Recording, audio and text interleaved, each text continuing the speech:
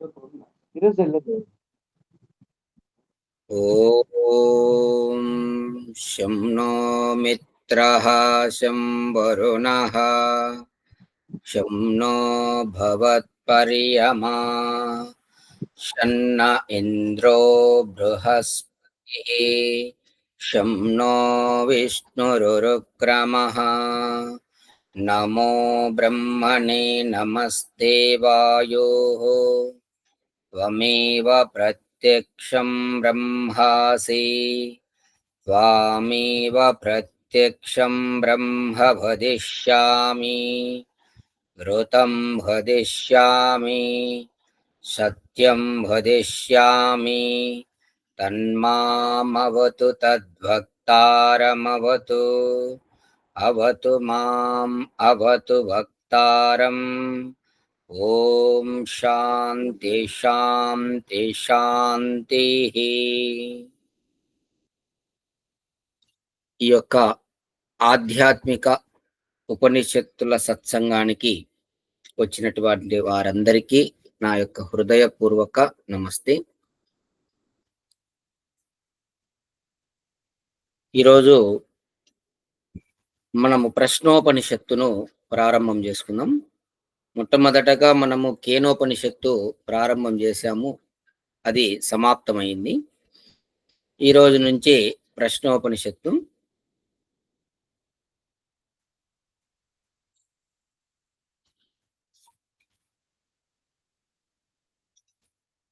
అయితే ఈ ప్రశ్నోపనిషత్తు గురించి మొట్టమొదట దీని యొక్క భూమిక గురించి చదువుకొని దాని తర్వాత మళ్ళీ ప్రారంభం చేసుకుందాం. సంస్కృత భాష వైదికము లౌకికము అని రెండు విధాలు. శాఖలు వ్యాఖ్యానముతో కూడిన ఋగాది వేదములు 4, అలాగే గాంధర్వాది ఉపవేదములు 4, అలాగే ఉపాంగ అనగా దర్శన సహితములగు శిక్షాది వేదాంగములు 6 అన్నియు వైదిక భాషకు సంబంధించినవి. వైదిక వాంగ్మయమున వీనిని చతుర్దశ విద్యలు అందురు. ఇక్కడ వేదము దానికి సంబంధించినటువంటి శాస్త్ర గ్రంథాలన్నీ కూడా సంస్కృత భాష వైదికానికి సంబంధించి ఉన్నాయి అని చెప్పేసి తెలియజేయబడతా ఉంది. రామాయణ మహాభారతాది గ్రంథ జాతమంతయు లౌకిక భాషకు సంబంధించినది. అంటే ఇక్కడ రామాయణము మహాభారతము ఇవన్నీ కూడా మనకు లౌకికంగా ఉంటాయి, వ్యవహారపరంగా మనకు అందులో ఉంటాయి. అయితే ఇక్కడ వైదికమంతా కూడా ఈ దర్శనాలు, తర్వాత వేదానికి సంబంధించినటువంటి అంగాలు ఇవన్నీ కూడా సంస్కృతంలో ఉంటాయి. ఇది వైదిక భాష. ఇక మానవుల యొక్క జ్ఞానము పరసహాయం లేనిచో వికసింపదు. మనుషుల యొక్క జ్ఞానం అనేది ఇతరుల సహాయం లేకుండా ఎవరికి కూడా వికసించదు. అందరూ గుర్తుపెట్టుకోండి, ఇది చాలా మోస్ట్ ఇంపార్టెంట్. చాలా మంది ఏమనుకుంటుంటారంటే జ్ఞానులు కూడా నేను పెద్ద గొప్ప జ్ఞానిని, నేనే గొప్పవాణ్ణి అనుకుంటుంటారు. ఆ గొప్పతనం నీకు ఎక్కడి నుంచి వచ్చింది? ఇతరుల నుంచే వచ్చేది. ఎవరైనా జ్ఞాని అయినాడంటే అతను ఇతరుల ద్వారా పొందాల్సిందే తప్ప స్వతహాగా జ్ఞాని కాలేడు. ఏ మనిషి కూడా అంతే. ఒక గురువు ద్వారా కొంత నేర్చుకుంటాడు, ఇంకొక గురువు ద్వారా కొంత, అట్లా అక్కడక్కడక్కడక్కడ నేర్చుకొని అతను జ్ఞాని అయ్యేది.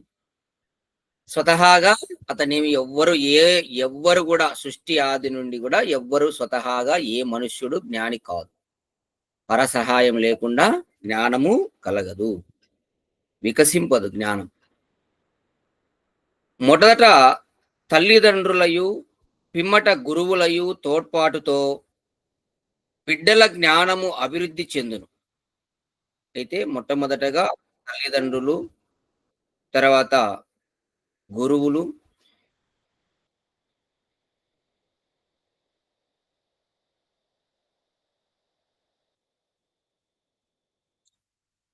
మొట్టమొదట తల్లిదండ్రులయు పిమ్మట గురువుల తోడ్పాటుతో బిడ్డల యొక్క జ్ఞానము అభివృద్ధి చెందును. అట్లే సృష్టి ఆది గురువగు పరమేశ్వరుని వలన మహర్షుల ద్వారమున లభించిన జ్ఞానమే వేదములు. అలాగే మనకు సృష్టి ప్రారంభం నుండి ఆది గురువగు పరమేశ్వరుని వలన మహర్షుల ద్వారంగా లభించినటువంటి జ్ఞానం ఏదైతే ఉందో దానికి వేదములు. అనగా సమాధి అవస్థలో తమ పరిశుద్ధ అంతఃకరణములయందు ఈశ్వరునిచే ప్రతిభాసింపచేయబడినటువంటి వేద మంత్రములను అర్థసహితముగా గ్రహించి ఋషులు శిష్యులకు బోధించుచూ వచ్చిరి. ఈ విధంగా సమాధి అవస్థలో తమ పరిశుద్ధమైనటువంటి అంతఃకరణములయందు ఈశ్వరునిచే ప్రతిభాసింపజేయబడిన వేద మంత్రములను అర్థసహితముగా గ్రహించి ఋషులు శిష్యులకు బోధించుచూ వచ్చిరి. అవియే ఋగాది చతుర్వేదములు. వైదిక భాషకు అవి మూలములు. వానికి సంహితములు, మంత్రభాగములు, శృతులు, ఛందస్సులు అని నామాంతరములు. వానికే సంహితలని, మంత్రభాగములని, అలాగే శృతులని, ఛందస్సులని నామాంతరములు.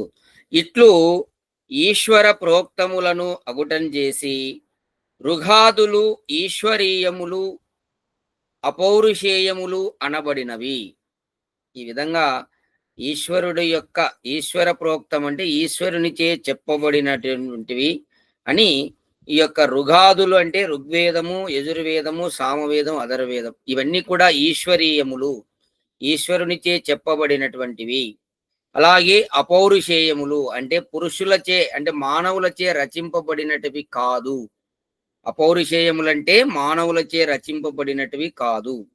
ఇవి ఈశ్వరునిచే రచింపబడినటువంటివి అని చెప్పబడినవి. ఈశ్వరుడు నిత్యుడు, సర్వజ్ఞుడు. పరమాత్మ నిత్యుడు, సర్వజ్ఞుడు కనుక ఈశ్వరీయ వేదములు నిత్యములు, సంపూర్ణములు, స్వతః ప్రమాణములు అని వేద తత్వవిధులు, భారతీయ విద్వాంసులు చెప్పుదురు. ఈ విధంగా ఈశ్వరునిచే చెప్పబడినటువంటి వేదములు నిత్యములు, సంపూర్ణములు, స్వతః ప్రమాణములు, వాటికి ఇంకొక ప్రమాణములు లేవు అని మన యొక్క వేద తత్వవిధులు, భారతీయ విద్వాంసులు అందరూ కూడా దీన్ని చెప్పుదురు. మానవులకు కావలసిన జ్ఞానమంతయు ఆ వేదముల యందు ఇమిడి ఉన్నదని విద్వాంసులు వారించెదరు. ఈ విధంగా మనిషికి కావలసినటువంటి జ్ఞానమంతా కూడా వేదములో సంపూర్ణంగా ఉన్నది అని చెప్పేసి విద్వాంసులు చెప్తున్నారు. సమాహిత చిత్తులై మంత్రములను, మంత్రార్థములను స్వయముగా ఎరుగజాలని వారికి వేదార్థములు బోధపడుటకై మహర్షులు శతపథాది బ్రాహ్మణములను, వేద వ్యాఖ్యాన గ్రంథములను రచించిరి. అయితే అందరూ కూడా సమాధి స్థితికి చేరుకోలేరు, దర్శించలేరు. ప్రతి వారు కూడా అంత శక్తి సామర్థ్యములు ఉండవు. కాబట్టి ఋషులు ఏం చేశారు? ఈ వేదములకు వ్యాఖ్యానము గ్రంథములుగా బ్రాహ్మణములు రచించారు. అర్థం చేసుకునేదానికి వీలుగా, ఆ మంత్రాలకు అర్థం చేసుకునేదానికి. తర్వాత బ్రహ్మమనగా వేదం. బ్రహ్మమునకు వ్యాఖ్యానము బ్రాహ్మణము అని చెప్పబడును. అంటే వేదములకు వ్యాఖ్యాన గ్రంథములు బ్రాహ్మణములు. ఇప్పుడు 4 వేదాలు ఉన్నాయి. 4 వేదములకు 4 వ్యాఖ్యాన గ్రంథములు ఉన్నాయి. అవి బ్రాహ్మణములు. అలాగే ఇంకను వేదార్థములను ప్రచారము చేయు నిమిత్తము మహర్షులు ఆరణ్యకములను పేరు కొన్ని గ్రంథములు రాసి ఉన్నారు. అయితే ఇంకా మహర్షులు కొందరు దీని యొక్క అర్థాలను బాగా ప్రచారం చేసేదానికి ఆరణ్యకములు అని కొన్ని గ్రంథాలు రాస్తారు. వేదములందలి ఆధ్యాత్మిక తత్వములను తెలుపుటకు వ్రాయబడినటువంటి గ్రంథములు ఉపనిషత్తులు. అయితే ఇక్కడ ఉపనిషత్తులంటే ఈ యొక్క వేదములో చెప్పబడిన కేవలము ఆధ్యాత్మిక సంబంధించినటువంటి విషయాల గురించి మాత్రమే ఈ ఉపనిషత్తుల్లో ఋషులు చెప్పారు. అంటే ఇక్కడ ఆధ్యాత్మికం అంటే కేవలము మనం ఇంకా భగవంతుడే మనకు ఫైనల్ గా చెప్పబడేటటువంటివి అన్నమాట. ఉపనిషత్తుల్లో మనము అంటే సమీపం. నిషత్ అంటే మనం అక్కడ కూర్చోవడం. భగవంతునికి సమీపంగా తీసుకొని పోయేటటువంటి వాటికే ఉపనిషత్తులు. ఇక్కడ కేనాది దశ ఉపనిషత్తులు సంస్కృత సాహిత్యమున అతి ప్రసిద్ధములు. అయితే ఇక్కడ మనం నిన్న గూడా మనం కేనోపనిషత్తు పూర్తి అయింది. అట్లా దశైకాదశో ఉపనిషత్తులు అంటే ఇక్కడ 11 ఉపనిషత్తులు ప్రమాణంగా మనకు అతి ప్రసిద్ధంగా చెప్పబడినటువంటి ఉపనిషత్తులు. ఈ విధంగా బ్రాహ్మణములు, ఆరణ్యకములు, ఉపనిషత్తులు అను 3 విధములైనటువంటి గ్రంథ సాహిత్యం అంతా కూడా ఋషి ప్రోక్తమని తెలియవలెను. ఇదంతా కూడా ఋషులచే చెప్పబడినటువంటివే. ప్రోక్తం అంటే చెప్పబడినవి. ఇవి ఋషులు చెప్పబడినటువంటి గ్రంథాలు, ఋషులచే రాయబడినటువంటి గ్రంథములు. ఈ మనుషులు, సామాన్య మనుషులు రాసినటువంటివి కాదు, ఋషి ప్రోక్తములు. అయితే నేడు ఉపనిషత్తులలో పరిగణింపబడు ఈశావాస్యము మాత్రం యజుర్వేదములోని 40వ అంతిమాధ్యాయము.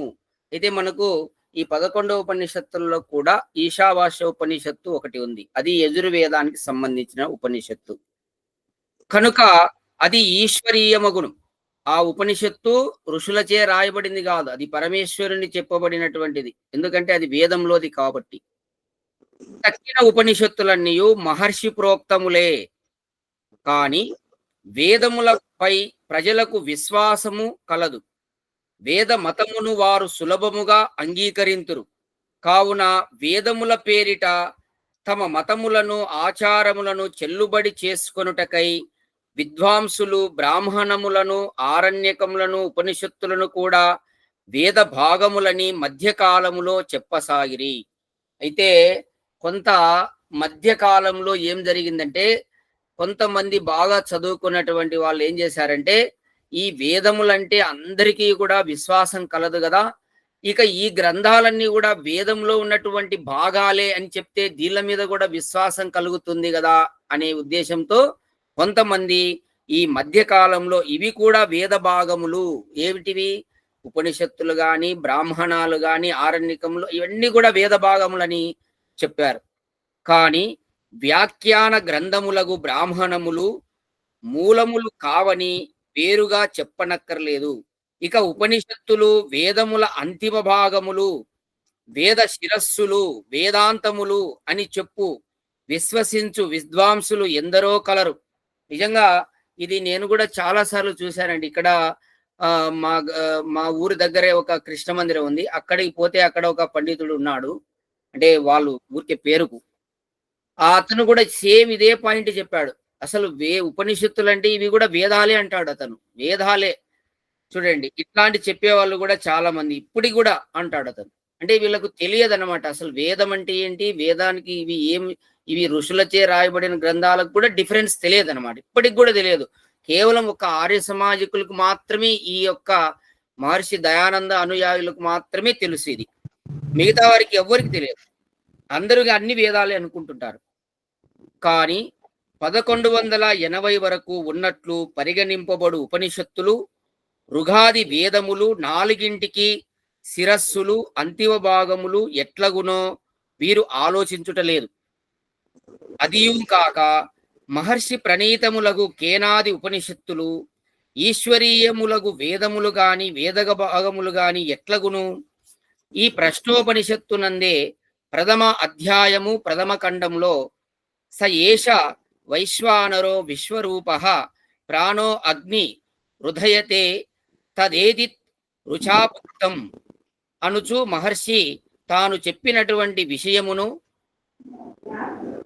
మంత్రము కూడా చెప్పుచున్నదని రుచాభుక్తం మంత్ర ప్రమాణమును చూపుచున్నాడు. అంటే ఇక్కడే ఋషి ఏం చెప్తున్నాడంటే, నేను చెప్పేటటువంటి విషయము ఇది ఋగ్వేదంలో ఉన్నది అని ఈ యొక్క ఉపనిషత్తు రాసినటువంటి ఋషి చెప్తున్నాడు. అంటే అర్థం ఏంటి, ఇవి వేదాలు కాదు అనే కదా దాని అర్థము. ఈ ఉపనిషత్తు వేదమగుచో తాను చెప్పిన విషయమును ధృవపరచుటకై మహర్షి వేదమంత్రమును ఏల ప్రమాణీకరించును. ఒకవేళ ఇది వేదం అయితే మళ్ళీ ఎందుకు వేదమంత్రాన్ని ప్రమాణం చెప్తాడు? ఇట్లే కఠోపనిషత్తు కూడా సర్వే వేద యత్పదమామనంతి అని వేదములను వేరుగా పేర్కొనుచున్నది. వీనిని బట్టి ఉపనిషత్తులు వేదములు కాని వేద భాగములు కాని కావని స్పష్టమగుచున్నది. కాబట్టి ఇక్కడ మనకు ఈ ఉపనిషత్తు రాసేటప్పుడు గురువుగారు ముందు దీనికి భూమికలాగా కొంత విషయాన్ని వివరణ చేస్తున్నాడు. అంటే ఉపనిషత్తులు అంటే ఏంటివి, వేదాలంటే ఏంటివి అనే విషయంగా తెలియజేస్తున్నాడు. కొంతమందికి తెలియదు కాబట్టి ఈ విషయాన్ని అందరూ తెలుసుకోవాలి. ఈ విధంగా ఇట్లు బ్రాహ్మణాది గ్రంథములు ఋషి ప్రోక్తములయి పరతః ప్రమాణములు అగుచున్నవి. కావున వానికి స్వతః ప్రమాణములగు ఈశ్వరీయ వేదములకు అనుకూలముగా వ్యాఖ్యానము చేసుకొనవలయును. వేద ప్రతిపాదిత సిద్ధాంతములకు విరుద్ధముగా వానికి అర్థము చెప్పుట శిష్ట సంప్రదాయమునకు విరుద్ధమగును. అయితే ఈ యొక్క ఉపనిషత్తులో కూడా మనము వేదములే మనం ప్రమాణంగా తీసుకోవాలి. దానికి అనుకూలంగా ఉన్నటివే మాత్రమే గ్రహించాలి. దానికి విరుద్ధంగా ఉన్నటివి మనము గ్రహించకూడదు. కానీ అద్వైతాది సంప్రదాయములు నెలకొల్పినటువంటి శ్రీ శంకరాచార్యులు తమ సాంప్రదాయిక సిద్ధాంతములను బోధించుటకు వేదమతమును ఉద్ధరించుచున్నామన్న వ్యాజ్యమున ఆర్షములగు శ్రీమద్ భగవద్గీత బ్రహ్మసూత్రములు ఈశా కేనాది దశైకాదశో ఉపనిషత్తులు ఆధారంగా గ్రహించి ప్రస్థానత్రయమని వానికి నామకరణం చేసి అద్వైతాది స్వకల్పిత మతములను ప్రచారమునర్చి ఉన్నారు. అయితే ఈ అద్వైతమును ఎవరైతే స్థాపించారో శంకరాచార్యులు, వాళ్ళు ఈ ఉపనిషత్తులు అలాగే భగవద్గీత బ్రహ్మసూత్రాలు వేదాంత దర్శనంలో ఉన్నటువంటి బ్రహ్మసూత్రాలను ఇవన్నీ తీసుకొని వాళ్ళు ప్రస్థానత్రయం అని ఒకటి సపరేట్గా స్థాపన చేశారు. స్వమతానుకూలముగా ప్రస్థానత్రయమునకు ఆచార్యులు ఎల్లరూ వ్యాఖ్యానములు భాష్యములు రాసి ప్రచారం చేసి ఉన్నారు. కావున వేదమతము మరుగున పడినది. ఈ విధంగా కొంతకాలం జరిగిందండి ఇది. అప్పుడు వేదంగా ప్రచారం లేదు. ఇప్పటికి కూడా ఇదే మతాలు నమ్మిన వాళ్ళు చాలా మంది ఉన్నారు. ఈ ప్రస్థానత్రయం అద్వైతం అని చెప్పేసి ఇప్పటికీ ఉన్నారు, దండి మంది ఉన్నారు. ప్రజలకు దూరమైంది వేదం. పరస్పర విరుద్ధ మతములను పెక్కింటిని వేదశాస్త్రములు ఎట్లు బోధించును? ఎక్కడే కాని వేదంలో ఒక చోట చెప్పిన దానికి విరుద్ధంగా నువ్వు ఎంత పరిశీలన చేసినా దొరకదు.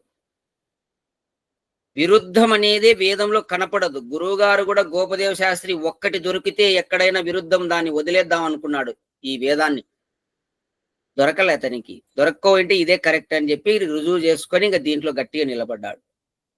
అతనే చెప్పాడు ఉపన్యాసంలో, ఒక్కటి దొరికితే ఏదైనా వేదంలో అంటే పరస్పర విరుద్ధంగా ఎక్కడైనా చెప్పబడి ఉంటే ఇది తప్పు అని చెప్పి దీన్ని వదిలిపెడదామంటే ఎక్కడ దొరకలేదు. కాబట్టి ఋషులకు ఎవరికి దొరకలేదు. అట్లా విరుద్ధమైనటి వేదంలో ఉండవు. సత్యమే ఉంటుంది. ఒకటి చెప్పినది దానికి ఆపోజిట్ గా ఇంకోటి ఉండదు వేదంలో. కాబట్టి ఆ విధంగా ప్రచారం చేసి ఉన్నారు. కావున వేద మతం మరుగుపడినది, ప్రజలకు దూరమైంది. పరస్పర విరుద్ధ మతములు పెక్కింటిని వేదశాస్త్రములు ఎట్లు బోధించునా అనియు విద్వాంసులు ఆలోచింపక తమ తమ సంప్రదాయములకు కట్టుబడి మూఢ విశ్వాసమున అవైదిక మతములను ప్రచారం చేసి ఉన్నారు. కావున ప్రజలు ఈశ్వరునకు ఈశ్వరీయ జ్ఞానమునకు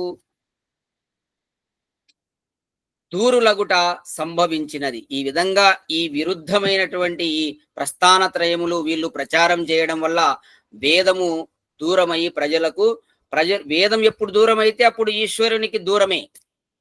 ఇప్పుడు ఈరోజు అందరూ ఈ మహాలయ అమావాస్య చేస్తున్నారు, వాళ్ళకి వేదం తెలియదు, ఏం తెలియదు. దాని మీద ఇప్పుడే నేను జస్ట్ ఒక వీడియో చేశాను, సింపుల్ గా ఒక 5 నిమిషాల వీడియో. ఇది ఎందుకు అసలు ఇది చేయవచ్చా చేయకూడదా అని కూడా తెలియకుండా అందుకు జరుగుతా ఉంది. ఇది వేదం వాళ్ళకు తెలియదు కాబట్టి. అది వేదం తెలిస్తే వాళ్ళు కూడా ఇటువంటి పండుగలు చేయరు. పితరులకు స్మార్థం అని చెప్పి వాళ్ళకు చేసేటటువంటి పూజ ఇది అసలు ఆచారమే కాదు. ఎందుకు ఇటువంటివి అంటే వాళ్ళకు వేదం దూరమైంది. వేదం దూరమైతే ఈశ్వరుడు దూరమే అతనికి. ఎంత వేదానికి దగ్గరైతే అంత ఈశ్వరునికి దగ్గర అవుతారు. కాబట్టి ఈ విధంగా అందరూ కూడా పరమాత్మకు దూరం అవుట సంభవించినది. ప్రకృతము వేదములు చదివి అర్థము చేసుకొను పండితులు అరుదైరి. అయితే ఇక్కడ ఇప్పుడు మనం గూడా గమనిస్తే దీన్ని అర్థం చేసుకొని, అటువంటి గ్రహించి దాంట్లో గట్టిగా నిలబడే పండితులు గూడా తక్కువైపోయినారు. ఇప్పుడు అంటే దీన్ని చదువుకొని, దీన్ని గ్రహించి, దీని సారాంశంను గట్టిగా నిలబడే వాళ్ళు గూడా లేరు. అరుదైనారు. యాడనో ఒకరుంటారంతే. ఎవరు గోపదేవ శాస్త్రిలాగా ఎక్కడో, లేదు పండిత వెంకటేశ్వర శాస్త్రిలాగా గట్టిగా దానికే ఇంకా అంకితమై నిలబడి ఉంటారనమాట. అట్లా అరుదుగా ఉంటారు. పండిత శ్రీ గోపదేవ్ గారు నైష్టిక బ్రహ్మచారులు. ఇది అందరికీ తెలుసు. కొంచెం మీరు కొత్త వాళ్ళుంటే వాళ్ళు గ్రహించాలి. కాశ్యాది విద్యాపీఠముల యందు పెక్కేండ్లు పండితుల సేవించి వేదములను అధ్యయనము చేసిరి. షడ్దర్శనములను అభ్యసించిరి. పాతంజలి మార్గమున మంచు కొండలను అష్టాంగ యోగము అభ్యసించిరి. అంటే అక్కడ కాశీలో ఈ యొక్క అష్టాంగ యోగమును కూడా సాధన చేశాడు ఆ మంచు కొండల మధ్యలో. అట్టి వీరు శ్రీమద్ దయానంద సరస్వతి అడుగుజాడల వైదిక ధర్మ ప్రచారము కావించుచు వేద విరుద్ధముగా వైదిక వాంగ్మయములోని శాస్త్ర గ్రంథములు పెక్కింటికి ఆంధ్రమున వ్యాఖ్యానములు కూడా రచించుచున్నారు. వీరి వ్యాఖ్యానములతో వెలువడినటువంటి ఉపనిషత్తులలో ఈ ప్రశ్నోపనిషత్తు 6వది. అంటే గురువుగారు రాసినటువంటి ఉపనిషత్తులు వరుసగా రాస్తూ ఉన్నప్పుడు ఇది ప్రశ్నోపనిషత్తు 6వ ఉపనిషత్తుగా రాశాడు. వేదమతమును ఉద్ధరించు తలంపున తదనుకూలముగా రచించు వీరి వ్యాఖ్యానములను చదువుచో హేతుబద్ధమగు వేదవాదము పాఠకులకు కరతాల మలకముగును. అంటే ఈ యొక్క గురువుగారు రాసిన ఉపనిషత్తులు కానీ గ్రంథం చదువుతూ ఉంటే చాలా అద్భుతంగా ఉంటుందండి. నిజంగా చాలా అసలు ఎందుకు అట్లా ఉంటుందంటే ఆయన ఏది కూడా అభ్యాసం చేసి దాన్ని రాసేవాడు. ఊరికి ఏదో వాళ్ళు చెప్పారు ఇలా వ్యాఖ్యానం తెలుగులో అనువదించడం కాదు. స్వయంగా దాని అనుభవంలో తెచ్చుకొని రాసేవాడు. అంత అద్భుతంగా మనం కూడా చదువుతున్నాం కదా, మీకు అర్థమవుతుంటుంది. తర్వాత వీరి వ్యాఖ్యానములతో వెలువడిన ఉపనిషత్తులలో ఈ ప్రశ్నోపనిషత్తు 6వది. వేదమతమును ఉద్ధరించు తలంపున తదనుకూలంగా రచించు వీరి వ్యాఖ్యానములను చదువుచో హేతుబద్ధమగు వేదవాదము పాఠకులకు కరతాల మలకమగును. అంత్య కాదు విషమ దృష్టాంతములతో డొంక తిరుగుడు అర్థములు కల్పించి వేద విరుద్ధముగా అద్వైతాది సంప్రదాయములను నెలకొల్పి శ్రీ శంకరాచార్యులు స్వమతానుకూలంగా ప్రస్థానత్రయమునకు కావించిన వ్యాఖ్యానములలోని పూర్వాపర విరోధములు లోపములు స్పష్టములగును. అంటే ఇప్పుడు మనం అద్వైతం అదే గమనిస్తే ఆ పుస్తకాలు అన్ని దొంగ తిరుగుడే. అంటే అసలు దాంట్లో మనకు అర్థమవుతుంది ఎంత చదువుతుంటేనే ఇది ఎంత వేస్ట్ గ్రంథం అని అనిపిస్తుంది అన్నమాట. అట్లాంటివి ఇక్కడ ఉండవు. జీవేశ్వరుల ప్రకృతుల స్వరూప స్వభావాదులు అర్థమగును. మూఢ విశ్వాసములు అంతరించి తరుణోపాయము గోచరించును. చూడండి, ఈ విధంగా గురువుగారు రాసినటువంటి ఈ ఉపనిషత్తులు మనం చదవడం వల్ల మూఢ విశ్వాసాలు దూరం అయిపోతాయి. అలాగే ఈ యొక్క జీవేశ్వర ప్రకృతుల యొక్క స్వరూప స్వభావాదులు అర్థమగును. దాని యొక్క నిజస్వరూపం మనకు బాగా అర్థమవుతుంది. ఎప్పుడైతే అర్థమవుతుందో అప్పుడు ఆచరిస్తారు.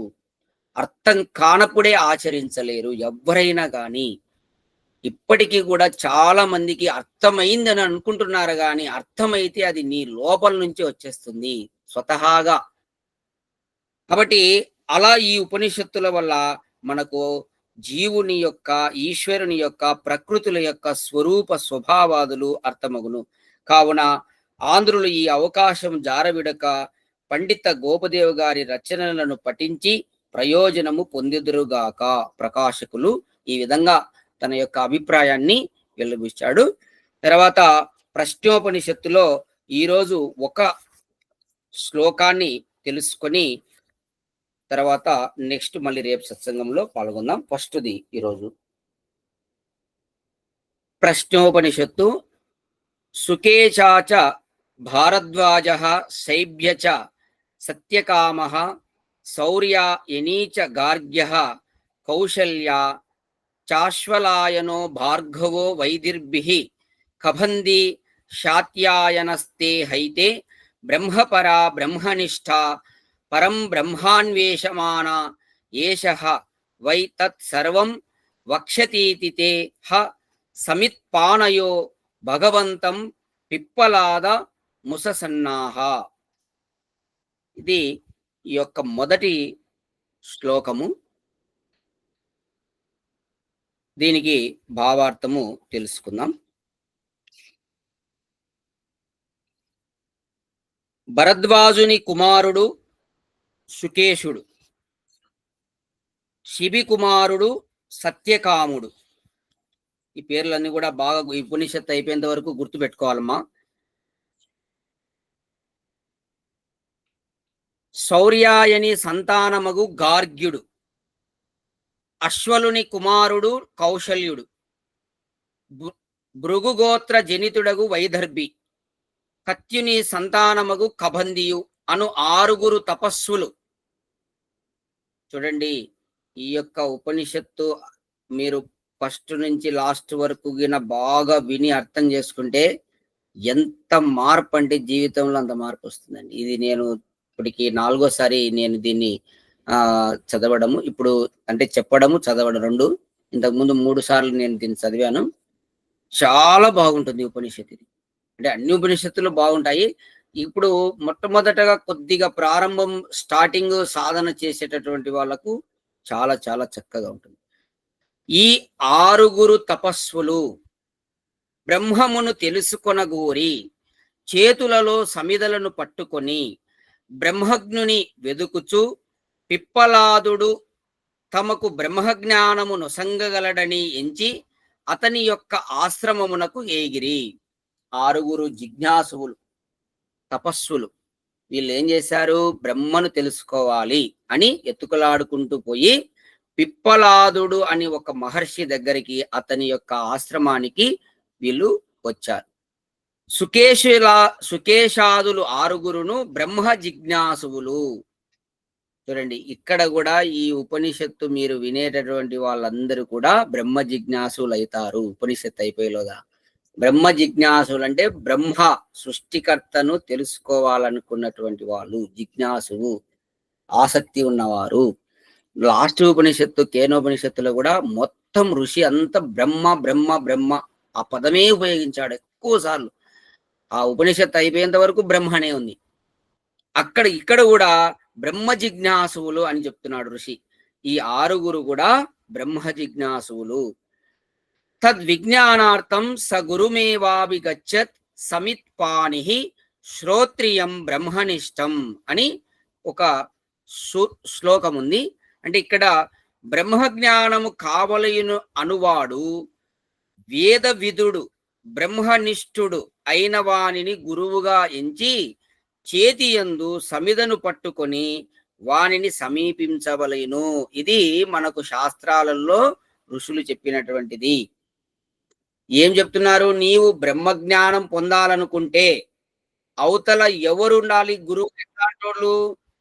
బ్రహ్మనిష్ఠుడు.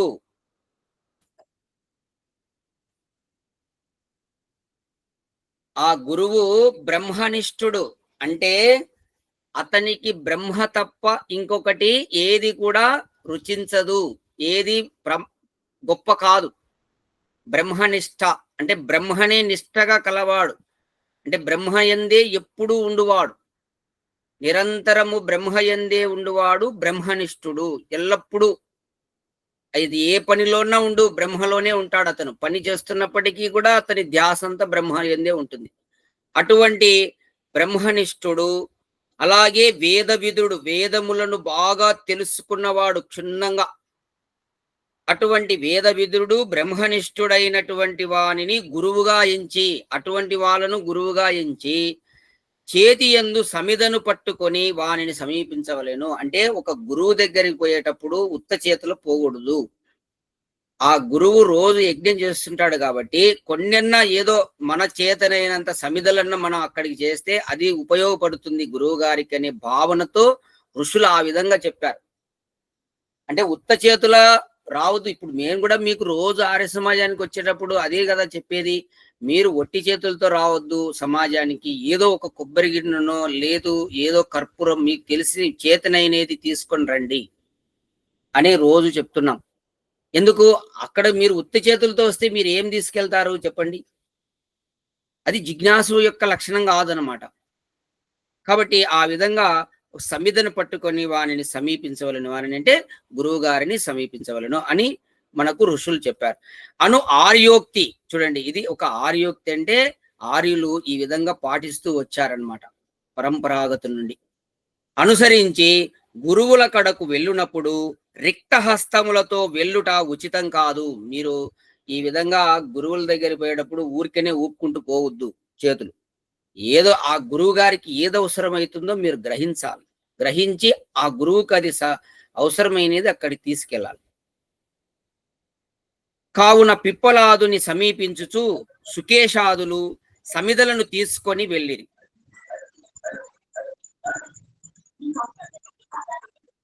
రామచంద్రారెడ్డి గారు కొద్దిగా మ్యూట్ లో పెట్టండి. ఓకే. నేను మళ్ళీ మిమ్మల్ని అడుగుతాలేండి. ఎవరైనా ఏదైనా సందేహం ఉన్నప్పుడు చెప్పేటప్పుడు పాఠం ముందు డిస్టర్బెన్స్ కాకూడదని వరుసగా చెప్పుకుంటూ వెళ్తున్నా. మీరు గ్రహించి తర్వాత ఏదైనా డౌట్ ఉంటే రాసుకోండి. మా కొత్త వాళ్ళు ఎవరైనా ఉంటే.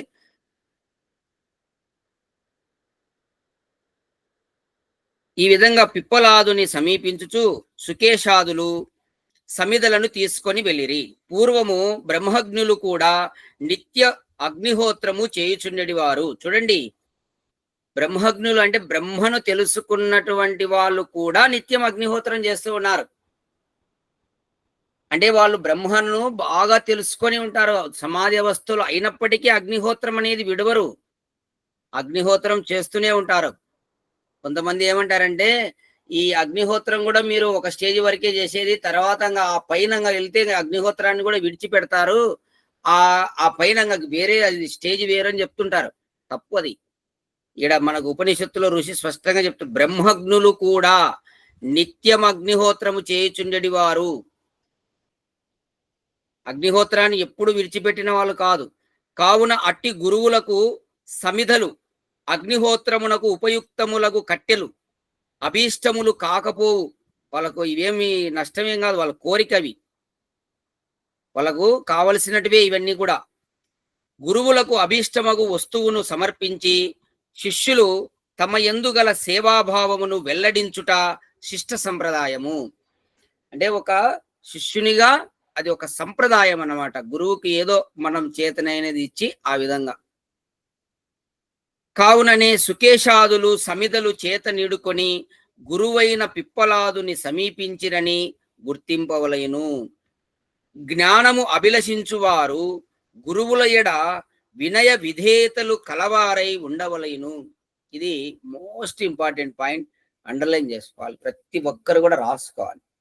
ఎవరైతే ఈ విధంగా జ్ఞానము కోరుకుంటుంటారో వారు గురువుల ఎడ వినయ విధేయతలు కలవారై ఉండవలేను. అప్పుడే నీకు జ్ఞానం కలుగుతుంది. జ్ఞానం అనేది ఒక్క రోజులో వచ్చేది కాదు. నీలో ఎంత వినయ విధేయతలు ఉంటాయో అంత జ్ఞానం పెరుగుతూ ఉంటుంది. కేవలము గర్వము, కేవలం అహంకారము, అభిమానం పెంచుకుంటే జ్ఞానము రాదు. అది దూరమే జ్ఞానం. నువ్వు ఊరికే నటన చేస్తే రాదు. కొంతమంది నటించే వాళ్ళు ఉంటారనమాట. గురువు దగ్గర కావాల్సి నేను చాలా మందిని చూశానండి. నటిస్తారనమాట అప్పటికప్పుడు, ఊరికి అంతే యాక్షన్ అనమాట. మళ్ళీ అట్లా పోయితే మళ్ళీ మామూలుగా ఉంటారు వాళ్ళు. ఏ విధంగా వాళ్ళ గురువు దగ్గర వినయ విధేయతలు ఉండవు. ఇంకా కొంతమంది గురువులను చెడ్డగా చెప్పేవాళ్ళు కూడా ఉంటారు. ఆయన అట్లాంటి వాడండి, ఇట్లా మన ముందరేమో అబ్బా గురువు గారు నమస్కారం అండి, అట్లా ఇట్లా వంగి వంగి దండాలు చేస్తారు. బయటికి పోయినప్పుడు మళ్ళా మామూలు. అటువంటి వాళ్ళు కూడా ఉన్నారు, చాడీలు చెప్పేవాళ్ళు. కాబట్టి అది కాదు ఇక్కడ చెప్పేది. ఏంటంటే సుకేషాదులు సమిధలను చేతనీడుకొని గురువైనటువంటి పిప్పలాదుని సమీపించినని అక్కడికి అయిపోయింది. వినయ విధేయతలు కలవారై ఉండవలేను. గురువుల ఎడ వినయ విధేయతలు కలవారై ఉండాలి. సేవాభావముతో గురువుల నికటమున వర్తించి వారిని ప్రసన్నులను చేసి వారి నుండి జ్ఞానము ఉపార్జింపవలెను.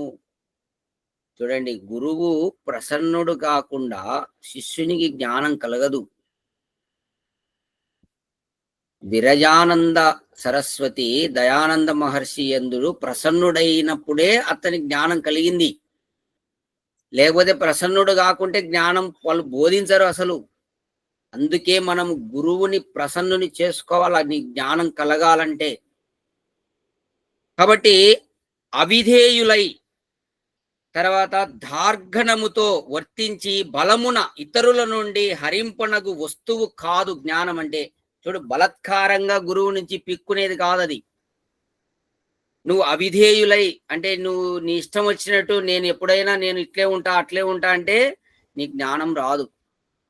అని జ్ఞానం అనేది వినయ విధేయతలు ఎంతలా నిజంగా మనం ఎంత వినయ విధేయతలతో ఉంటే గురువు పట్ల మనకంత జ్ఞానం కలుగుతుందని ఇక్కడ ఈ ఉపనిషత్తు ద్వారా ఈ ఫస్ట్ సూత్రం ద్వారా గురువు దగ్గరికి ఎలా పోవాలి, తర్వాత బ్రహ్మ జిజ్ఞాసులు ఎలా ఉంటారు, పోయేటప్పుడు గురువు దగ్గరికి ఎట్లా పోవాలి, తర్వాత వినయ విధేయతలు కలిగి ఉండాలనేటటువంటి విషయంగా ఈరోజు మనం అందరం కూడా ఈ శ్లోకం ద్వారా తెలుసుకున్నాం. తర్వాత రేపు రెండవ శ్లోకాన్ని 2 తర్వాత 3 చూద్దాం సమయాన్ని బట్టి. ఇప్పుడు మీకు ఎవరికైనా సందేహాలు ఏమైనా ఉన్నాయా?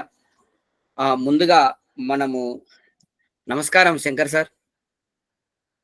చాలా ధన్యవాదాలు ఈరోజు మిమ్మల్ని ఈ విధంగా చూస్తున్నందుకు. నేను చాలా సంవత్సరాల కిందట ఒకసారి అక్కడ గోపదేవ్ శాస్త్రి అక్కడ వార్షికోత్సవం జరిగినప్పుడు మీరు అక్కడికి వచ్చిన్నారు. అక్కడ కలిసి ఉన్నాను. తర్వాత ఇప్పుడు చూస్తున్నాను. మీది వాయిస్ ఆన్లో లేదండి.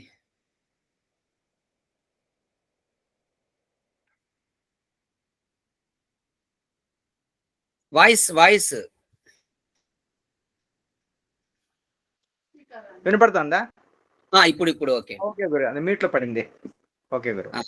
ఎక్కడ కూచిపూడిలో కలిసాము గురుగారు? కూచిపూడిలో అప్పుడు అంటే ఇప్పుడు కాదు, దాదాపు ఒక 5 years అప్పుడు ఒకసారి కలిసింటివి. అవును.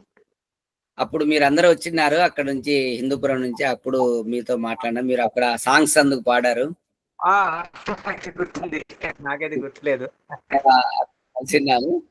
తర్వాత మళ్ళీ నేను వాట్సాప్లలో మీరు యజ్ఞ కార్యక్రమం మొన్న కూడా 108 హోమగుండాలు చేసేటటువంటి కార్యక్రమం చూశాను. అవును. చాలా సంతోషం అండి. సార్ విశ్వేశ్వరరావు గారిని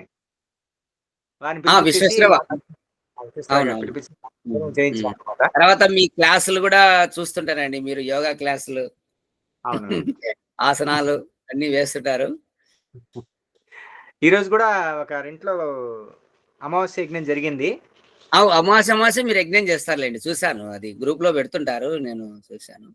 అమావాస్యకి ఒక చోటు చేస్తాము, పౌర్ణమికి ఒక చోటు చేస్తాము. డైలీ ఇంట్లో ఉంటది. అమావాస్యకు మాత్రం మీరు ప్రోగ్రామ్ వీడియోలో పెడుతుంటారు గ్రూప్ లో. అది మెయిన్ గా పెడుతుంటారు. విశేషంగా చేస్తాం కాబట్టి. అవును. కాబట్టి అది గ్రూప్ లో పెడతా ఉంటాము, డైలీ చేసేం పెట్టము. ఇంకా ఇది పౌర్ణమి యజ్ఞంకి వచ్చేసి లేడీస్ క్లాస్ నడుస్తుంది.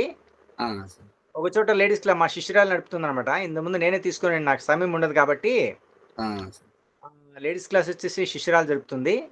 మళ్ళా పొద్దున్నే వచ్చేసి 6:15 to 7:30 అది జెంట్స్ లేడీస్ ఇద్దరు ఉంటుంది. అక్కడ క్లాస్ తీసుకుంటాను అనమాట. హిందూపూర్లో మ్యాక్సిమం మనము ప్రయత్నం చేస్తున్నాము. ఏం పాయింట్,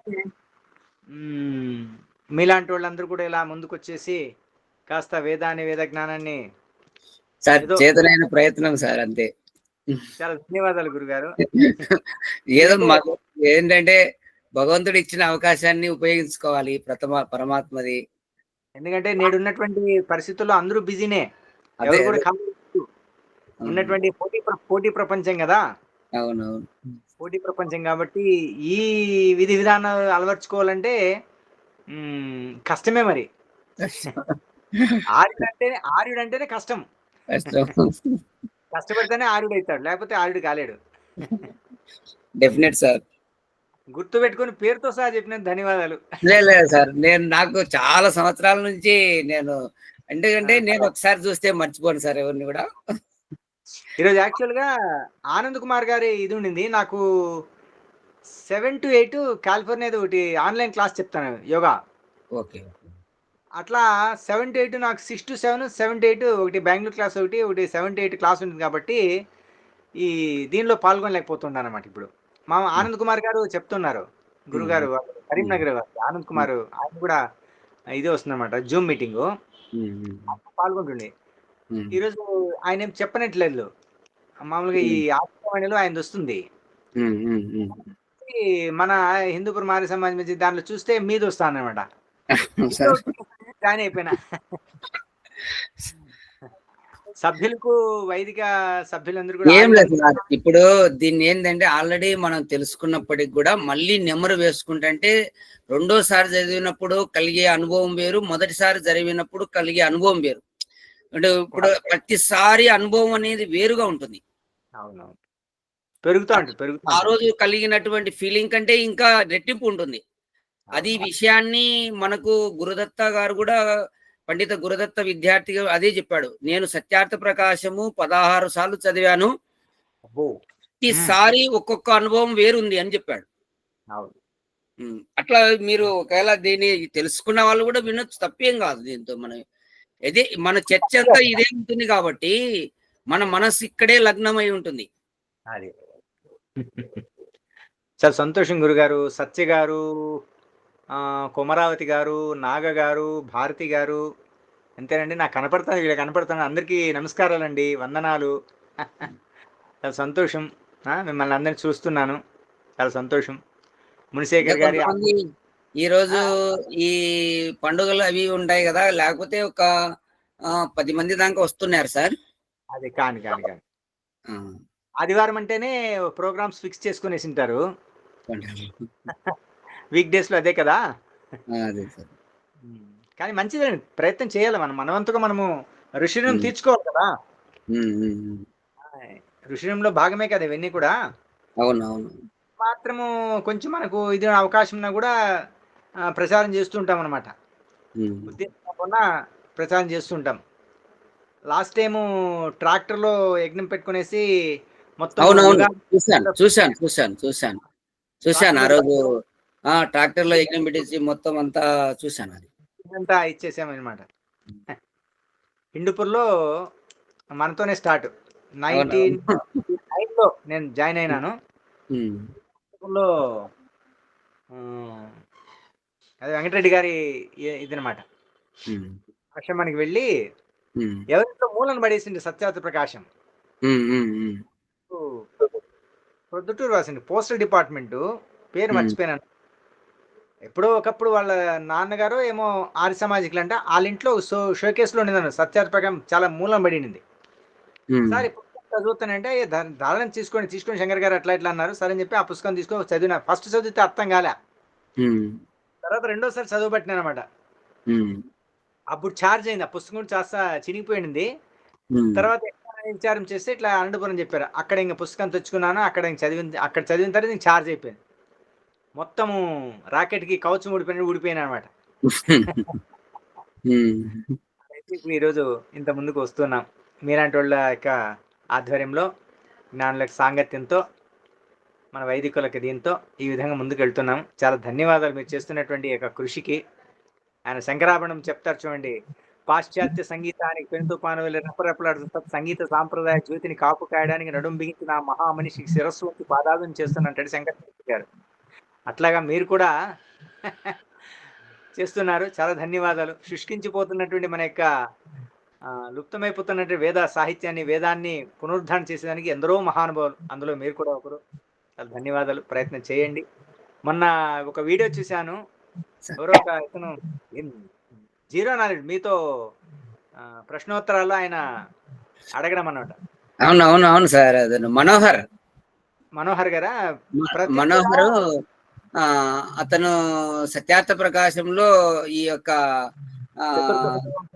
పెట్టుకున్నాడు ఆయన. అవును, అది డిబేట్ లాగా చేశాడు. అవును, అంత వక్రమే.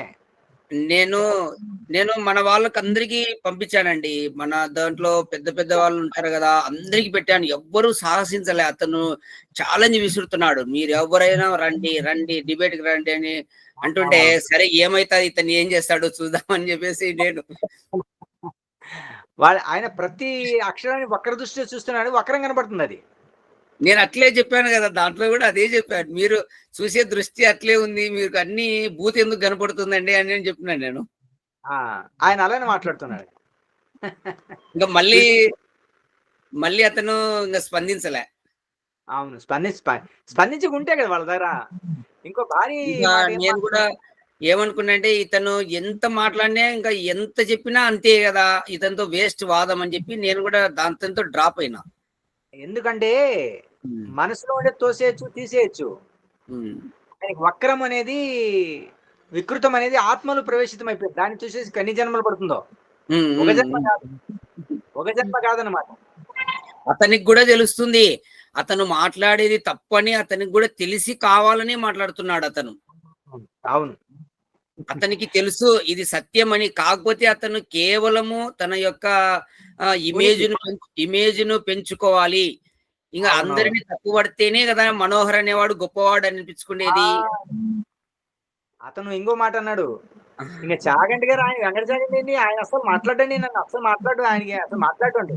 ఉమ్. ఎవరు ఆయన పాద ధూళి కింద కణం కూడా కాదు ఇతను. నేను చాగంటికి కూడా, వెంకట చాగంటి గారికి కూడా పెట్టాను ఇట్లా. అవును. ఇతను వీడియో పెడితే ఇట్లా పెట్టి ఇట్లా మీరు మెయిల్ పెట్టాను. నేను కూడా ఒక వీడియో చేసి మెయిల్ పెట్టాను. పెడితే ఆ! వాడు ఏదో చాలా మాటలు, వాడు అవును. వేస్ట్ గాడండి అని అవును. నాకు వీడియో చేసి పెట్టి, అటువంటి ఆ! వాంతో అసలు మనం ఏ డిబేట్లు వాదం ఏం పెట్టుకోవద్దు, వాడు అవునవును. ఏ దేనికి పనికిరాని వాడు అని చెప్పి, వద్దండి వానితో అని చెప్పి చెప్పాడు. ఇప్పుడు దాహమైనోడికి నీళ్ళిస్తే వాడు దాహం తీర్చుకొని ధన్యవాదాలు చెప్తాడు.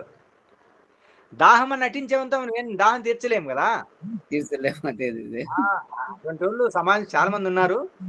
ఆళ్ళతో వదిలేసేది మేలు. ఎందుకంటే పరమాత్ముడే పట్టించుకోను, మనమెందుకు కానీ పట్టించుకోవాలా? నేనేంటంటే ఆ రోజు వదిలేసిందును సార్. కాకపోతే ఏందంటే ఇంకా వాడు ఏం వాడు సమాజాన్ని ఇంకా మీరు చాలా సవాల్ విసిరినట్టుగా చెప్తుంటే, అరే నీతో అవునవును. ఒకసారి నేను చూస్తా నీ కథ ఏందో అని చెప్పి అతనికి, అవునవును.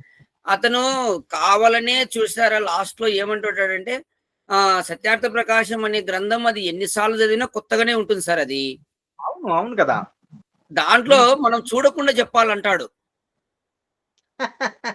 చూడకుండా నువ్వు నియోగం గురించి చూసి కాదు, చూడకుండా చెప్పు. ఇంక నేను దొరకలే, ఎక్కడ అతనికి దొరికించుకునే అవకాశం రాలేదు. ఇంకా ఇతన్ని ఆ! ఎట్లా మనము దొరికియాలి, ఇరికియాలని చూస్తున్నాడు. అంటే నువ్వు నియోగం గురించి చూడకుండా చెప్పు అంటే, చూసి చెప్తే నీకేం నష్టం అన్నా నేను. నీకు కావాల్సింది ఆన్సర్. ఆన్సర్ నీకేం నష్టం అంటే, నువ్వు ఇన్ని సంవత్సరాలు అయింది కదా మీరు ఆర్య సమాజంలో ఉండి, మీరు ఈ రోజు గంట చదివినా మీరు ఈ పాటికి అంతగా సత్యార్థ ప్రకాశమే కదా మీకు బైబిల్ లాంటిది అని అంటాడు. అది నువ్వు బైబిలే కానీ నువ్వు ఎన్ని సార్లు చదివినా అది అంత గుర్తు పెట్టుకోలేరు. ఎవరి చేత కాదు అది. అది ఒక ఋషి దయానందునికే సాధ్యం. ఇప్పుడు పీహెచ్‌డీ చదివినోడికి రెండో క్లాస్ పుస్తకం ఏం పనండి? పీహెచ్‌డీ చదివినోడు రెండో క్లాస్ పుస్తకంతో ఏం పని చెప్పండి? మనం ఆ అవునవును. స్టేజ్ దాటొచ్చేసిందా మళ్ళా అది సంపర్కించి దాని నుంచి మనకేం అవసరం చెప్పండి? దాంతో అవసరం ఉందా మనకు? మరి మనం హై లెవెల్ ఏదో పోతున్నా అక్కడ ఎదగాల, ఆత్మ, పరమాత్మ విషయాలు, ప్రకృతి దీని గురించి దాని నుంచి ఆ లెవెల్‌కి పోయిన తర్వాత దీంతో మనకి చర్చ అవసరమా? అనే భావన అతనికి లేదు. హ్మ్. హ్మ్. ఏదైతే హ్మ్. హ్మ్. మనకి అనవసరమో దాంతో గెలిగితే మనకి ఎట్లుంటది మనకు తెలీదు గదా! హ్మ్. దాటేసి ఇప్పుడు పోయేయాలి. నియోగము ఇప్పుడు రాష్ట్రం దేశంలో నియోగ సమస్య అవసరమా? మరి అది ఆడది పెట్టుకుంటే కానీ నియోగం గురించి చర్చ అవసరమా? నియోగం ఇప్పుడు ఎవరికి అవసరం ఉంది? అది ఎప్పుడో పూర్వకాలంలో ఉన్నది. దాన్ని వేదాల్లో ఇట్లా ఉన్నిందని చెప్పాడు. ఇప్పుడు అందరూ పెళ్లిళ్లు చేసుకుంటున్నారు. ఎవరి పద్ధతి వాళ్ళు ఉన్నారు. అట్లా అది మన ఏంటంటే వేదంలో అప్పుడు ఆ దయానంద మహర్షి కాలంలో కొంత విధవలు ఎక్కువ అట్లా ఇట్లా ఉండి, ఇట్లాంటివి ప్రజలు ఈ దుర్మార్గానికి ఇట్లా వ్యభిచారానికి పోతారని చెప్పేసి, ఆ విధంగా వేదంలో ఈ విధంగా నియోగ పద్ధతి ఉందని తెలియజేసి, అది ఏది అది అత్యవసర ఆపద్ధర్మం అయినప్పుడే అది, మిగతాటప్పుడు అవసరం లేదు అది. ఆ సబ్జెక్ట్ అది అందరు ఊరికే తెలుసుకొని వచ్చాడు దాన్ని. అదేదే. అందులో అయితే మీరు ఇరుక్కుంటారని ఆ దాన్ని ఎక్కువగా ప్రెస్ చేసాడతను. ఆ! ఆ! ఆ! ఆ! ఆ! దాన్ని గూడా, ఆ మాట గూడా స్పష్టం జేశాడు. మీరు మీకన్నీ తెలుసు. దీంట్లో మీరు చెప్పలేకపోతున్నారు ఇవి. ఈ పదాలు అట్లా ఉన్నాయి ఇవి అంటాడు. దానికి ముందు చదవమని దాని తర్వాత ఒప్పుకోడు. దానికి ముందు చదివితే ఇది అర్థమవుతది. దాని తర్వాత చదివితే ఇది అర్థమవుతది. ఆ! రామునితో కపివరుండిట్లనే కరెక్ట్. రామునితో కపివరుండిట్లనంటే అతనికి కూడా యాసిరికి వచ్చేటట్టు చేశాను. అంతే. ఫైనల్ గా అబ్బా ఇంతసేపు పట్టిందన్నాడు లాస్ట్. ఏమండి కొమరావతి గారు నమస్తే అండి. ఏ ఊరండి మీది? సార్ కొమరావతి గారు నమస్తే. జమ్మలమడుగు నమస్తే. సార్. జమ్మలమడుగు. ఆ, జమ్మలమడుగు. ఉమ్మలమడుగు. Okay okay, very good very good. Jammalamadugu. ఏం చేస్తారు సార్ మీరు? Sir courier DTCC franchise sir. DTD Jammalamadugu. ఈయన తులసిదాస్ గారు తెలుసా? తులసిదాస్ మాకు తులసిదాసా? వేపరాల వేపరాల తెలుసు తెలుసు. తులసిదాస్ ఆయన మాకు తేనె పంపిస్తా ఉంటాడు. ఆ, తేనె ఆంధ్రం పంపిస్తా ఉంటాడు. అవునండి అవును. పరిచయమేనా? పరిచయమే సార్, పరిచయమే. సంతోషం. DTDC DTDC franchisee. Very good. చాలా సంతోషం అండి. Okay sir. ఇవాళ సార్ శిష్యులమే, గురూజీ శిష్యులమే మేము. Very good very good. నమస్తే, ధన్యవాదాలు. నాగా గారు ఎవరు ఉండ్రి? నాగా గారు నాగరాజు లెఫ్ట్ అయినాడు. నాగరాజు తర్వాత పోచిరెడ్డి ఆయన లెఫ్ట్ అయినాడు. భారతి గారు నమస్తేనండి. నమస్తే సార్. ఎవరండి మీది? నాది మోరగుడి సార్, జమ్మలమడుగు మండలం. నేను లాస్ట్ టైం వచ్చినానండి మోరగుడికి, వార్షికోత్సవానికి వచ్చినా. మీరు వచ్చారు అప్పుడు? లేదు సార్. రాలేదు. అక్కడ వచ్చేసి ఏదో విశ్వేశ్వరరావు వాళ్ళంతా వచ్చింది. మీరు ఉన్నారా గురుగారు అప్పుడు? నేను ఉన్నాను కానీ కొంచెం బిజీ ప్రోగ్రామ్ లో ఉన్నాను సార్ అప్పుడు. నేను తర్వాత మీరు మెసేజ్ నేను చూశాను వాట్సాప్లలో. అందుకు మీరు మోరగుడికి వచ్చారు, దాదాపు 15 మంది వచ్చారు అనుకుంటా. 16 మంది వచ్చినాం. అందరూ వచ్చారు అక్కడికి అని చెప్పి ఆ రోజు సన్మాన అది కార్యక్రమము అదంతా చూశాను. అది వాట్సాప్లలో చూశాను. ప్రభాకర్ శర్మ గారు వస్తారని చెప్పి పాంప్లెట్ ఇచ్చినారు పద్మావతమ్మ గారు. అవును కదా ఆయన అని చెప్పేసి ఆయన దర్శనం కోసం ఆ యోగా కొంతమంది పికప్ చేసి వచ్చినామన్నమాట అక్కడికి. అక్కడికి వచ్చాక సీన్ లేదు, అక్కడ లేదు. సరే అని చెప్పి ఆ విషయాన్ని కూడా మీరు రాశారు అక్కడ, చూశాను. అదే విశ్వేశ్వరరావు ఆ రోజే మాట్లాడిన విశ్వేశ్వరరావు గారితో. ఆయన దొరికాడు లైవ్ లో. అక్కడ దొరికేసి ఇట్లా తలపెట్టినామండి. అక్కడ బీజం పడింది, మన మోరుగుడిలో బీజం పడింది అనమాట. 108 యజ్ఞకుండాలతో యజ్ఞం చేయాలని పడింది. అప్పుడు విశ్వేశ్వరరావు గారితో మాట్లాడడం, సరే ప్రయత్నం చేయండి, కబురు చెప్పండి, వస్తాం అట్లా ఇట్లా అని చెప్పారు. సర్లేండి అని చెప్పేసి అక్కడ బీజం తీసుకొని ఇక్కడ బాగా పడింది. అవునవును చూశాను. ప్రోగ్రామ్ చాలా పెద్ద ఎత్తున బ్రహ్మాండంగా జరిగింది ఆ రోజు. చూశాను, లైవ్ వీడియో పెట్టినారు. అవునా? అవును, లైవ్ వీడియో విశ్వేశ్వరరావు చూశాను. పెన్ డ్రైవ్ లో ఉంది, వీడియో కూడా ఉంది, ఫొటోస్ కూడా తీసినాము. చాలా పెద్ద పెద్ద డాక్టర్స్ ఉన్నారు. ఇంకో విషయం ఏమంటే ఆమె మన మిరియాలు కూడా ఓరుగంట లక్ష్మీదేవమ్మ గారు ఉన్నారు కదా, వాళ్ళ కూతురు అనమాట. ఆమె అమెరికాలో ఉన్నారు, జూపూడి శ్రీదేవి గారు అని చెప్పేసి. ఆమె హైదరాబాద్ వచ్చినారు ఏదో వర్క్ పైన. ఈ యజ్ఞం కోసం ఆమె ఫ్లైట్ లో, హైదరాబాద్ బెంగళూరు ఫ్లైట్ లో వచ్చి మార్నింగ్ ఇక్కడికి హిందూపురికి కార్లో వచ్చింది అనమాట వాళ్ళు.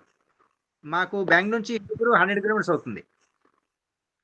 వచ్చి ఫ్రెష్ అప్ అయ్యి ఈ యజ్ఞహోత్రంలో పాల్గొంది అనమాట ఆమె. ఓరుగంట లక్ష్మీదేవం గారి బిడ్డ ఆమె. అవి కొన్ని మెసేజ్లలో జూపూడి శ్రీదేవి అని రాస్తుంటుంది కింద. జూపూడి శ్రీదేవి గారు ఆమెనేనా? కొన్ని మంత్రానికి కింద రాస్తుంటుంది, మెసేజ్ రాసిన తర్వాత కింద సేకరణ జూపూడి శ్రీదేవి. ఆమె జూపూడి శ్రీదేవి గారు మంచి ఇది. ఇప్పుడు ఆమె యుఎస్ఏలో కూడా ఇప్పుడు ఒక అతను నాకు కేసు పెట్టించింది కదా ఫిజియోథెరపీకు, యోగా క్లాస్కు. అతను షిరిడి సాయి డివోటీ అంట. ఇప్పుడు అతన్ని కొద్దిగా మన వైదికం దీనిలోకి ప్రయత్నం చేస్తున్నా నేను. ప్రయత్నం అంటే జ్ఞానం చెప్తున్నాం అనమాట. చెప్పి మ్యాక్సిమం అతను ఇప్పుడు సత్యాగ్రహం కూడా ఆమె ఇవ్వడం జరిగింది ఆయనకు. అది చదవండి సార్ అట్లా. విజయవాడ వాస్తవుడు ఆయన, దాదాపు 20 years అయిపోయింది అక్కడ సెటిల్ అయిపోయింది యుఎస్ఏలో. ఆయన ప్రాబ్లం ఉంటే ఇట్లా యోగా క్లాస్ చెప్పండి శంకర్ గారు అట్లా అంటే ఆమె జూపూడి శ్రీదేవి గారు. వాట్సాప్లో పరిచయం అంతే నాకు. ఆమె పలానామె అని నాకు తెలుదు.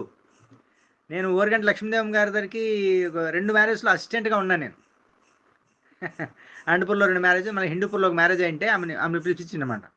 ఆమెకి అసిస్టెంట్గా ఉన్నాం. బట్ అకాల మృత్యు ఆమెది. ఆమె లోటు ఎవరు భర్తీ చేయలేరు.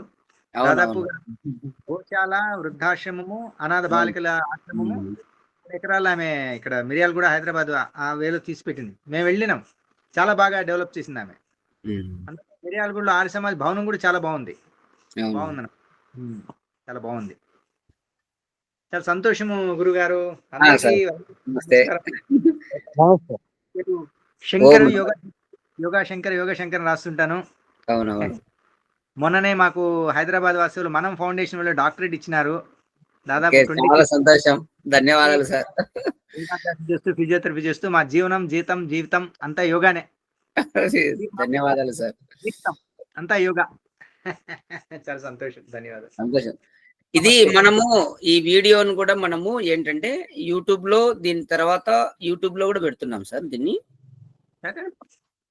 యూట్యూబ్ ప్రతిదీ మనము ఈ గూగుల్ మీట్ ఏదైతే ఉందో అది ఏంటంటే మన వరకే ఈ నలుగురికే కాకుండా తర్వాత కూడా అది యూట్యూబ్ లో ఆ చర్చ అనేది అందరు తెలుసుకోవాలని యూట్యూబ్ లో కూడా పెడుతున్నాం. మంచిదండి, పెట్టాలి. మనం మాట్లాడేది అంతా కూడా వచ్చేస్తుంది. అవును. మొన్న ఎవరు మీకు ల్యాప్టాప్ ఇచ్చారు, వాళ్ళకి ధన్యవాదాలు. అవునవును, పండిత నారాయణ శెట్టి గారు సార్. చాలా ధన్యవాదాలండి వాళ్ళు. ఆయన గోపదేవ శాస్త్రి దగ్గర 3 ఏళ్ళు ఒక్కడే, 3 సంవత్సరాలు ఒక్కనికే న్యాయ వైశేషిక 2 దర్శనాలు చెప్పినాడు. Very good, very good. ఆయన అప్పటికే తెలుగు పండిట్ అన్నాడు. తెలుగు పండిట్ అంటే ఇంకా మీరు అటువంటి వ్యక్తిని ఎప్పుడు చూసి ఉండరు సార్. అంటే మామూలు తెలుగు పండిట్ కాదు, అతనితో మాట్లాడితే మీకు అర్థమవుతుంది ఎంత జ్ఞానం అంటే అంత. అది కూడా ఎట్లా అంటే పూర్తి తర్కమే. అతను ఓన్లీ తర్కమే అతను చెప్పేదంతా తర్కమే. Very good, very good. అంత సృష్టి, కార్యము, కారణం ఇది తర్కమే ఉంటుంది. అంత న్యాయ వైశేషికాలు ఏదైతే అదే చెప్తాడు. ఇప్పుడు ఆయన ఉన్నారు గురుగారు? ఉన్నాడు. అహోబిలంలో ఉన్నాడు. ఓహో. ప్రజెంట్ అహోబిలంలో ఉన్నాడు. 87 ఇయర్స్ అతను. చాలా బాగున్నాడు మనిషి కూడా. ఓకే గురు, చాలా సంతోషం. ధన్యవాదాలు. శాంతి పాఠంతో కార్యక్రమాన్ని సమాప్తం చేద్దాం. ఓం అసతో మా సద్గమయా తమోర్గమయా మృత్యో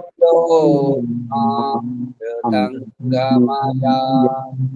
ఓం శాంతి.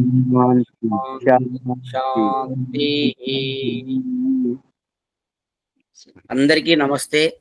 చాలా చాలా ధన్యవాదములు మీ అందరికీ కూడా. ఓం నమస్తే గురూజీ. నమస్తే. నమస్తే. ధన్యవాదాలు.